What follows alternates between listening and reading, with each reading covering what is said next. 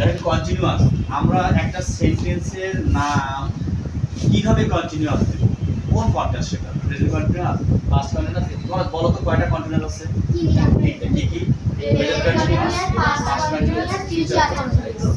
তাহলে একটা সেন্টেন্সের কি রূপটা দেখে আমরা তার নাম দেব প্রেজেন্ট কন্টিনিউয়াস নাকি পাস্ট কন্টিনিউয়াস, ফিউচার কন্টিনিউয়াস, সেটা আমরা শিখব। ঠিক আছে? দেখো এখানে আমি শুধু বেসিক মূল কথাটা মানে মূল বলিটাকে নিয়ে আসছি। সামনে সাবজেক্ট থাকবে, সাবজেক্ট কমপ্লিমেন্ট থাকবে, তারপর অবজেক্ট থাকবে, অবজেক্ট কমপ্লিমেন্ট থাকবে, এটা থাকবেই। প্রিপজিশন থাকবে, আর্টিকেল থাকবে না? একটা সেন্টেন্স তৈরি করতে তো অনেক কিছু ওয়ার্ড আসবে কি না? কিন্তু বেসিক মূল যে বলটা যাকে দেখে আমি নাম দেব, আমি যাকে দেখে নাম দেব সেই জায়গাটা আমি আলোচনা করতে। ঠিক আছে? তাহলে আমাদের প্রেজেন্ট কন্টিনিউয়াস, পাস্ট কন্টিনিউয়াস এবং ফিউচার কন্টিনিউয়াস, তাই তো? তাহলে প্রেজেন্ট কন্টিনিউয়াস আমরা কার নাম দেব? যদি সেন্টেন্স আমরা কি দেখি বলতো? এম ইজ আর, এবং যদি ভার্বের সাথে আইএনজি থাকে তাহলে আমরা তার নাম কি দেব বলতো? Present continuous. আচ্ছা, তাহলে ভার্বের সাথে আইএনজি থাকবে, তার সামনে অবশ্যই কি থাকবে? এম ইজ আর, যে কোনো একটা থাকবে নাকি? তাহলে আমরা তার নাম কি দেব? Present continuous. মনে রাখতে হবে ভার্বের সাথে আমাদের যে ভার্ব প্লাস, এই ভার্বের সাথে যখন আমরা আইএনজি দেব তখন কোন অবস্থাতেও ভার্বের মেইন ফর্ম একদম মাদার ভার্ব মানে V1 এর সাথে যেন অন্য কারোর সাথে আইএনজি কিন্তু হয়। তোমরা জানো কি ভার্বের পাস্টের সাথে কি আইএনজি হয়?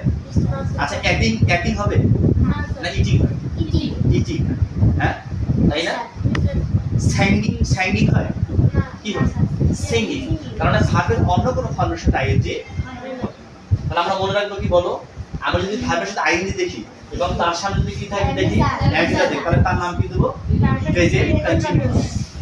ভার্বের সাথে যদি আইএনজি দেখি সেন্টেন্সে এবং তার সামনে যদি ওয়াজ ওয়্যার দেখি তাহলে তার নাম কি দেব? Past continuous. Past continuous. ভার্বের সাথে আইএনজি তার সামনে যদি ওয়াজ ওয়্যার থাকে তাহলে তার নাম কি দেব? Past continuous. আবার ভার্বের সাথে যদি আইএনজি থাকে তার সামনে যদি শ্যাল বি অথবা উইল বি থাকে তার নাম কি দেব? Future continuous. কথা বুঝে গেছে? তাহলে ফিউচার কন্টিনিউয়াস আমরা কি দিব? আমরা কি খুঁজবো? ফিউচার কন্টিনিউয়াস নামটা বলার জন্য কি খুঁজবো? আমরা খুঁজবো তো হয় শ্যাল বি থাকবে না হলে উইল বি থাকবে এবং ভার্ব থাকবে আইএনজি। তাহলে আমরা তার নাম কি দিব? Future continuous. আর যদি আমরা পাস্ট কন্টিনিউয়াস নাম দিতে চাই তাহলে কি খুঁজবো? হয় ওয়াজ থাকবে না তো ওয়্যার থাকবে এবং কি থাকবে? ভার্বের সাথে আইএনজি থাকবে। তাহলে আমরা তার নাম কি দিব? Future past continuous, sorry past continuous. Thank you. আর যদি আমরা দেখবি আমরা যদি প্রেজেন্ট কন্টিনিউয়াস নাম দিতে চাই তাহলে আমরা কাকে খুঁজবো? যে আমাদের এম ইজ আর থাকবে এবং ভার্বের সাথে আইএনজি থাকবে, তাহলে আমরা তার নাম কি দেব? Present continuous. তাহলে কি আমরা এখন আইডেন্টিফাই করতে পারবো কোনটা প্রেজেন্ট কন্টিনিউয়াস, কোনটা পাস্ট কন্টিনিউয়াস, কোনটা ফিউচার কন্টিনিউয়াস? একটু বলে দিই। দেখো তোমরা কিন্তু ফিউচার ইন্ডিপেন্ডেন্ট কিন্তু শ্যাল এবং উইল পাইছো না? তাহলে ফিউচার ইন্ডিপেন্ডেন্ট কিন্তু শ্যাল এবং উইল তো আগে আমরা পাইছি নাকি? Yes sir. নতুন করে কি আসছে বলো তো? বি আসছে। তাহলে কন্টিনিউয়াসের জন্য শ্যালের সাথে কি থাকবে? বি থাকবে এবং উইলের সাথে বি থাকবে। মনে রাখবা শুধু শ্যাল প্লাস ভার্ব আইএনজি দিয়ে বসিও না। কন্টিনিউয়াসের জন্য কি থাকবে? Shall be will.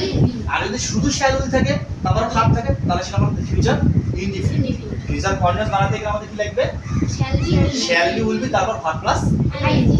কি আমরা পারবো তো? সবাই পারবো? Yes sir. Okay, thank you.